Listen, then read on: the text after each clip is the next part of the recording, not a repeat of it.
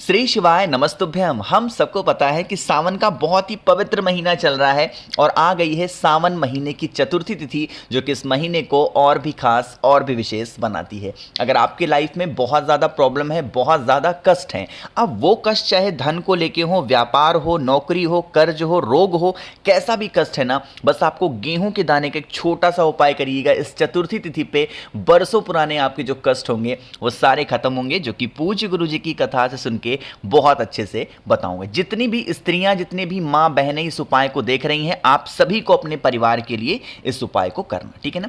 चलो समझने की कोशिश करते हैं। जैसे मैंने यहां पे लिखा हुआ है गेहूं के दाने। चतुर्थी तिथि पे गेहूं का बहुत बड़ा महत्व है, लेकिन बहुत सारी बहनें परेशान होंगी, भैया हमें गेहूं के दाने नहीं मिल पाएंगे, हम तो बहुत बड़े शहर में रहते हैं। अगर गेहूं के दाने आपको नहीं मिल पा रहे तो आप कोई सा भी अनाज का दाना भी ले सकते हो, कोई दिक्कत नहीं है, बट पहले कोशिश करेंगे गेहूं के दाने मिल जाएं, है ना। गिनती नहीं करनी है 5, 10, 15, आपको बस एक चुटकी या फिर एक चम्मच गेहूं के दाने या अनाज के दानों को लेना है, ठीक है ना। ले लिया। लेने के बाद में आपको जो भगवान गणेश हैं उनकी प्रिय चीज लेनी है, और वो है दूर्वा। कितनी दूर्वा? 3 दूर्वा आपको लेनी है, हरी वाली, ठीक है ना। हरी वाली 3 दूर्वा लीजिएगा, और साथ ही साथ आपको लेनी होगी बेलपत्र, एक बेलपत्र बहुत प्यारी सी सुंदर सी। अब यहां पे स्टेप समझते हैं कि हमें और कैसे इस उपाय को करना है। आपको यहां पे स्क्रीन पे दिख रहा होगा तांबे का लोटा, इसमें जल भरिएगा अपने घर से, ठीक है ना। सारा काम स्टार्ट हुआ। अब पहुंचिएगा महादेव के शिवलिंग के पास में। मन है घर पे कर लो, मन है मंदिर में, कहीं पे भी करो। देखो, जो महादेव का शिवलिंग है ना, शिवलिंग के राइट साइड में स्थान होता है भगवान गणेश का। अरे होता है कि नहीं होता? तो आपको क्या करना है, जो आपके पास में गेहूं के दाने या अनाज के दाने हो, उन अनाज के दानों को आपको भगवान गणेश के स्थान पे यहां पे समर्पित करना है। जैसे मैं कर रहा हूं ना, आपको भी ऐसे ही समझ। अपने जीवन के जो भी आप पे कष्ट हैं, उन कष्टों का ध्यान करते हुए गेहूं को दाने को भगवान गणेश के स्थान पे समर्पित कर देना। कहां पे समर्पित किया? भगवान गणेश के स्थान पे। अब आपके पास में दूर्वा है। कितनी दूर्वा है? 3 दूर्वा। तो शिवलिंग के ऊपर ही जो ये रेखा होती है, ये होती है माता अशोक सुंदरी का स्थान। इन्हीं के स्थान पे आपको 3 दूर्वा समर्पित करनी है ना। समर्पित करने के बाद में फिर 1 लोटा शुद्ध जल तांबे के लोटे से श्री शिवाय नमस्तुभ्यम का ध्यान करते हुए आपको समर्पित करना। इतना समर्पित करने के बाद में मैंने आपको एक बेलपत्र भी दिखाई थी। जब आप जल समर्पित कर चुके हैं, उसके बाद में जिस व्यक्ति को आप पे घर में कष्ट है, उस व्यक्ति का नाम और गोत्र बोल के लास्ट में उस एक बेलपत्र को महादेव के शिवलिंग के ऊपर, जो भी व्यक्ति सावन महीने की चतुर्थी तिथि पे इस उपाय को कर लेता है, उसके जीवन के जो कष्ट होते हैं, जो प्रॉब्लम्स होती हैं, वो सारी समस्याएं धीरे धीरे करके खत्म होना स्टार्ट हो जाती है ना। तो भूलिएगा नहीं कोई लोग, हर व्यक्ति को, हर इंसान को इस उपाय को करना है, क्योंकि बहुत आसान सा और बहुत छोटा सा ये उपाय था, ठीक है ना। चलो आगे बढ़ते हैं इस वीडियो के हम लोग अपने दूसरे उपाय की तरफ। और ये जो दूसरा उपाय है, आज के टाइम पे हर एक घर की, हर एक फैमिली की प्रॉब्लम बन चुकी है, और वो समस्या होती है धन संपदा को लेके। भैया हमारे घर में माँ लक्ष्मी की कमी रहती है, धन संपदा घर में टिकता नहीं है, हम लोग बहुत ज़्यादा परेशान हैं, क्या करें? उसके लिए आपको लेना होगा मात्र 1 शमी का पत्ता, है ना। इससे ज़्यादा मत लेना, सिर्फ 1 शमी का पत्ता लीजिएगा। शमी के पत्ते को लेकर के पहुंच जाएंगे महादेव के शिवलिंग के पास में। जब हम महादेव के शिवलिंग की पूजन अर्चना, जो कुछ भी आपको करनी है, सब कुछ कर चुके शाम के टाइम पे प्रदोष काल में, और पूजन करके जब आप मंदिर से बाहर या फिर शिवलिंग के बाहर निकल रहे होंगे, तो यहां पे आपको महादेव का एक चौखट नजर आएगा। अरे आएगा कि नहीं आएगा? आएगा ना। तो आपके पास में क्या है? 1 शमी का पत्ता है। जब आप बाहर निकल रहे हो तो आपका लेफ्ट साइड, कौन सा?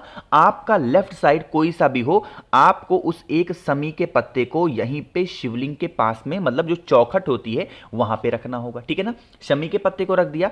शमी पत्र को रखने के बाद में आपको लेना होगा एक घी का दीपक गोल बत्ती का। कौन सा?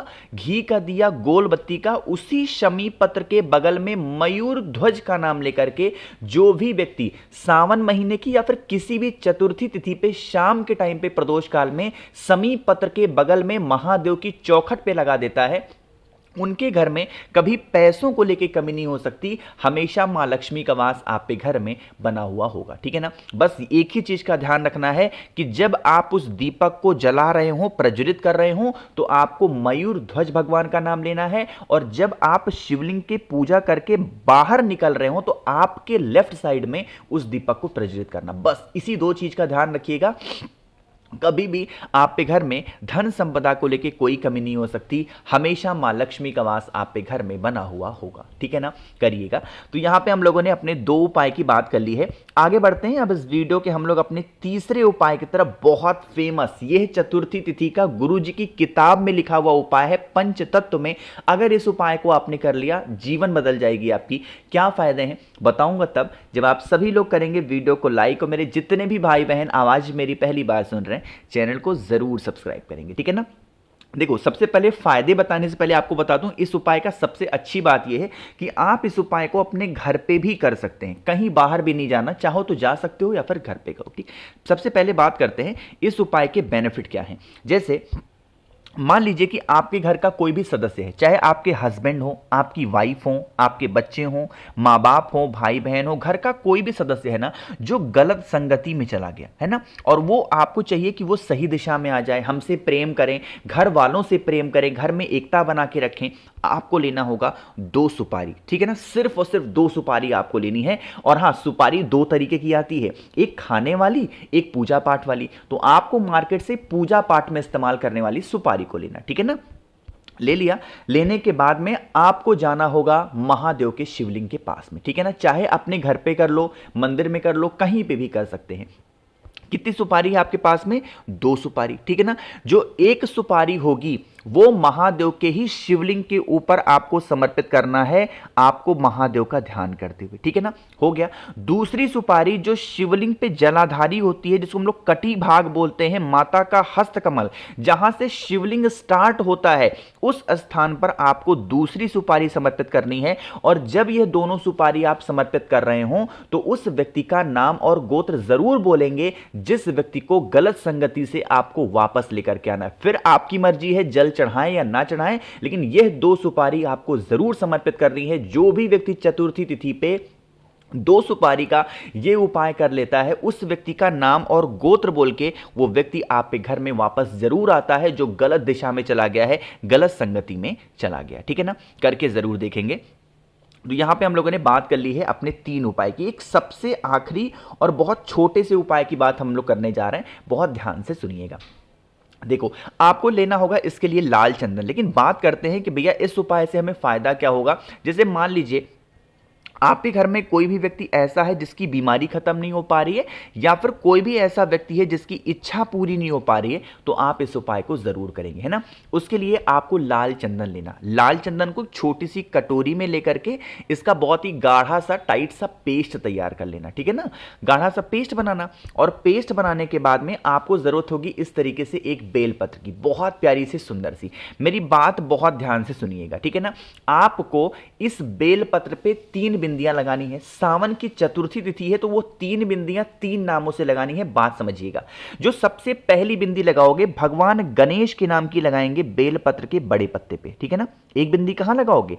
बेलपत्र के बड़े पत्ते पे भगवान गणेश के नाम की। जो दूसरी बिंदी लगाओगे वो नीचे की छोटी पत्तियों को रिद्धि के नाम से, और जो एक और छोटी सी पत्ती है किसके नाम से? सिद्धि के नाम से। एक बिंदी भगवान गणेश के नाम की बड़ी पत्ती पे, दूसरी बिंदी और तीसरी बिंदी रिद्धि सिद्धि के नाम से नीचे की दोनों छोटी पत्तियों पे लगाना है ना। लगा दिया। इस बेलपत्र को उठाना, एक तांबे का लोटा लीजिएगा, उसमें जल भरिएगा और जल को भर करके पहुंच जाना महादेव के शिवलिंग के पास में। तरीका समझेंगे। मैंने आपको बताया है कि महादेव को जो सबसे प्रिय है उनका नाम है माता अशोक सुंदरी। मानते हो आप भी? तो उस एक बेलपत्र को माता अशोक सुंदरी के स्थान पे आपको कुछ इस तरीके से समर्पित करनी है। ध्यान रखिएगा, जिस तरफ आपने बिंदी को लगाया है वो शिवलिंग को टच होना चाहिए। कुछ ऐसे आपको समर्पित करना, ठीक है ना। फिर आपके पास में एक तांबे के लोटे में जल है, उस जल को महादेव के शिवलिंग के ऊपर समर्पित नहीं करना। फिर कहां पे?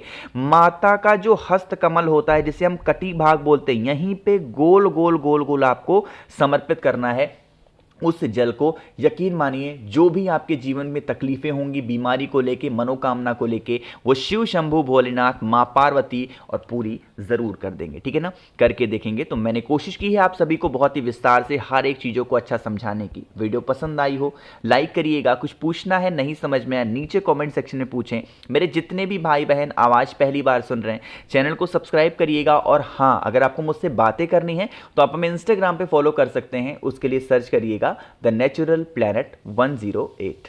श्री शिवाय नमस्तुभ्यम।